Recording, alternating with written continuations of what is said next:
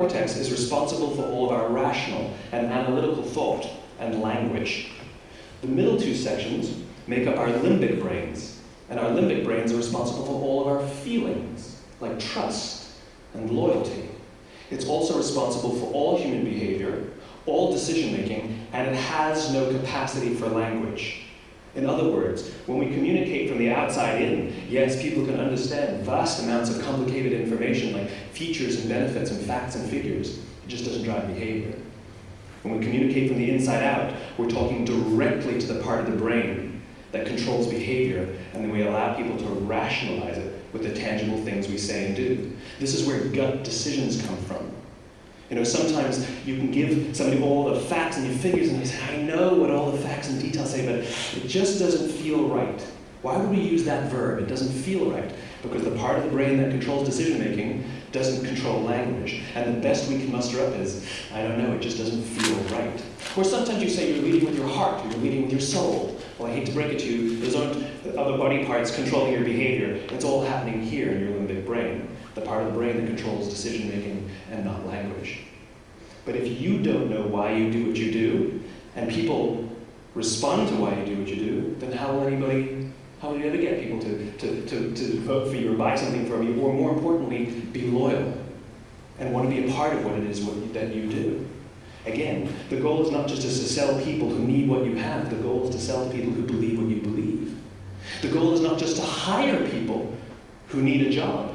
It's to hire people who believe what you believe. I always say that, you know, if you hire people just because they can do a job, they'll work for your money. But if you hire people who believe what you believe, they work for you with blood and sweat and tears. And nowhere else is there a better example of this than with the Wright brothers. Most people don't know about Samuel Pierpont Langley. And back in the early 20th century, the pursuit of powered man flight was like the .com of the day. Everybody was trying it.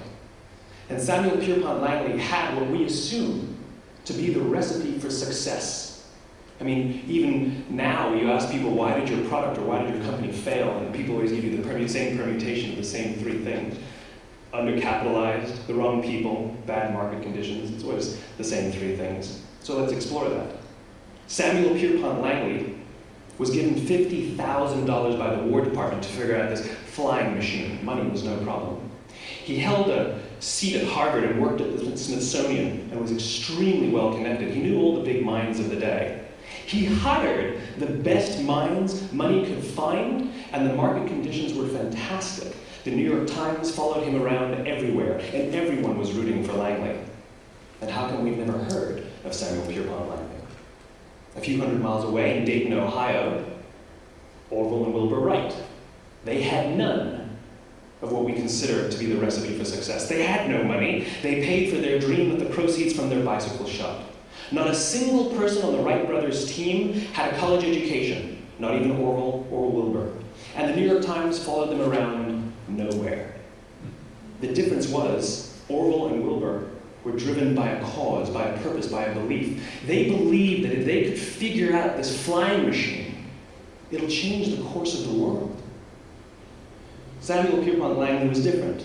He wanted to be rich, and he wanted to be famous. He was in pursuit of the result. He was in pursuit of the riches. And lo and behold, look what happened. The people who believed in the Wright brothers' dream worked with them with blood and sweat and tears. The others just worked for the paycheck. And they tell stories of how every time the Wright brothers went out, they would have to take 5 sets of parts because that's how many times they would crash before they came in for supper. And eventually, on December 17th, 1903, the Wright brothers took flight. And no one was there to even experience it. We found out about it a few days later. And further proof that Langley was motivated by the wrong thing, the day the Wright brothers took flight, he quit. He could have said, that's an amazing discovery, guys, and I will improve upon your technology. But he didn't. He wasn't first. He didn't get rich. He didn't get famous. So he quit. People don't buy what you do, they buy why you do it. And if you talk about what you believe, you will attract those who believe what you believe. Well, why is it important to attract those who believe what you believe? Something called the law of diffusion of innovation. And if you don't know the law, you definitely know the terminology. The first 2.5% of our population are our innovators.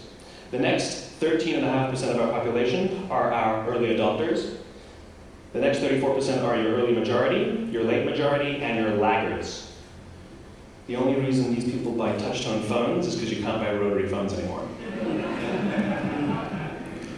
We all sit at various places at various times on the scale. What the law of diffusion of innovation tells us is that if you want mass market success or mass market acceptance of an idea, you cannot have it until you achieve this tipping point between 15 and 18% market penetration, and then the system tips. And I love asking businesses, what's your conversion on new business? And they love to tell you, oh, it's about 10%, proudly. Well, you can trip over 10% of the customers. We all have about 10% who just get it. That's how we describe them, right? That's like that gut feeling, oh, they just get it. The problem is, how do you find the ones that just get it before you're doing business with them versus the ones who don't get it? So it's this here, this little gap, that you have to close, as Jeffrey Moore calls it, crossing the chasm. Because you see, the early majority will not try something until someone else has tried it first. And these guys, the innovators and the early adopters, they're comfortable making those gut decisions. They're more comfortable making those intuitive decisions that are driven by what they believe about the world, and not just what product is available. These are the people who stood online for 6 hours to buy an iPhone when they first came out, when you could have just walked into the store the next week and bought one off the shelf. These are the people who spent $40,000 on flat-screen TVs when they first came out, even though the technology was substandard. And by the way, they didn't do it because the technology was so great. They did it for themselves. It's because they wanted to be first. People don't buy what you do, they buy why you do it. And what you do simply proves what you believe. In fact, people will do the things that prove what they believe. The reason that person bought the iPhone in the first 6 hours, stood in line for 6 hours, was because what they believed about the world and how they wanted everybody to see them. They were first. People don't buy what you do, they buy why you do it. So let me give you a famous example, a famous failure and a famous success of the law of diffusion of innovation. First, the famous failure. It's a commercial example. As we said before a second ago, the recipe for success is money and the right people and the right marketing conditions, right? You should have success then. Look at TiVo. From the time TiVo came out about 8 or 9 years ago to this current day, they are the single highest quality product on the market. Hands down, there is no dispute. They were extremely well funded. Market conditions were fantastic. I mean, we use TiVo as a verb. I TiVo stuff on my piece of junk Time Warner DVR all the time. But TiVo's a commercial failure. They've never made money. And when they went IPO, their stock was at about $30 or $40, then plummeted, and it's never traded above 10. In fact, I don't think it's even traded above 6, except for a couple of little spikes. Because you see, when TiVo launched their product, they told us all what they had. They said, we have a product that pauses live TV, skips commercials, rewinds live TV, and memorizes your viewing habits without you even asking. And the cynical majority said, we don't believe you, we don't need it, we don't like it, you're scaring us. What if they had said, if you're the kind of person who likes to have total control over every aspect of your life, boy, do we have a product for you. It pauses live TV, skips commercials, memorizes your viewing habits, etc., etc.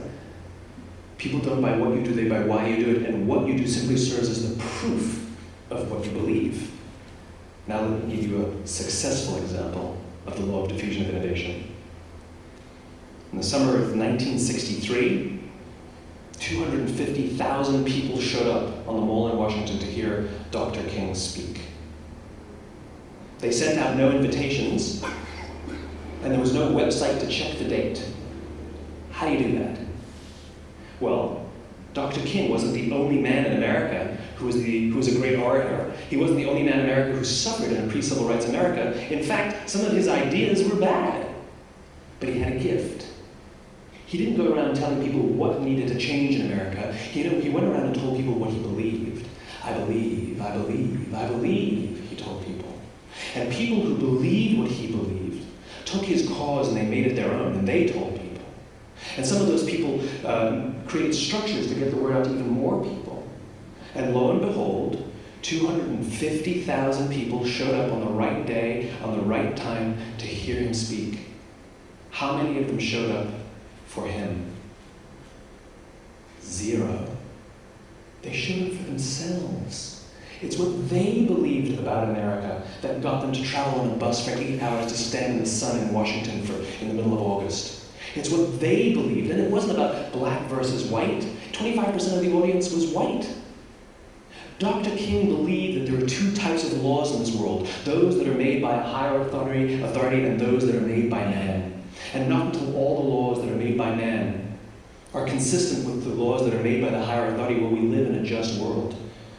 It just so happens that the civil rights movement was the perfect thing to help him bring his cause to life. We followed him not for him, but for ourselves. And by the way, he gave the I have a dream speech, not the I have a plan speech. Listen to politicians now with their comprehensive 12-point plans. They're not inspiring anybody. Because there are leaders and there are those who lead.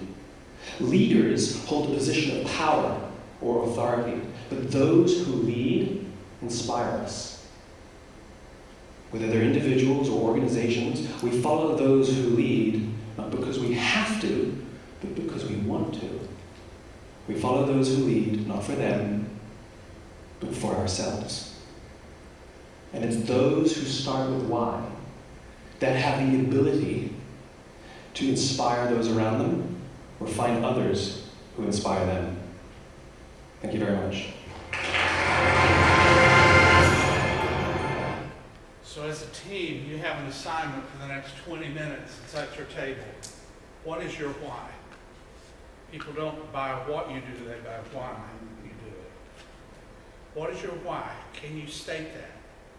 Then there's a second part to the exercise. How can you communicate your why better to and it's all at your table. You don't have to write that down. It's there for you.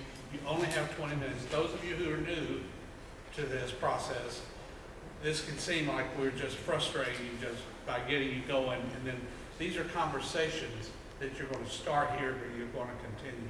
So go for it, 20 hard minutes, then we'll come around and see what you got.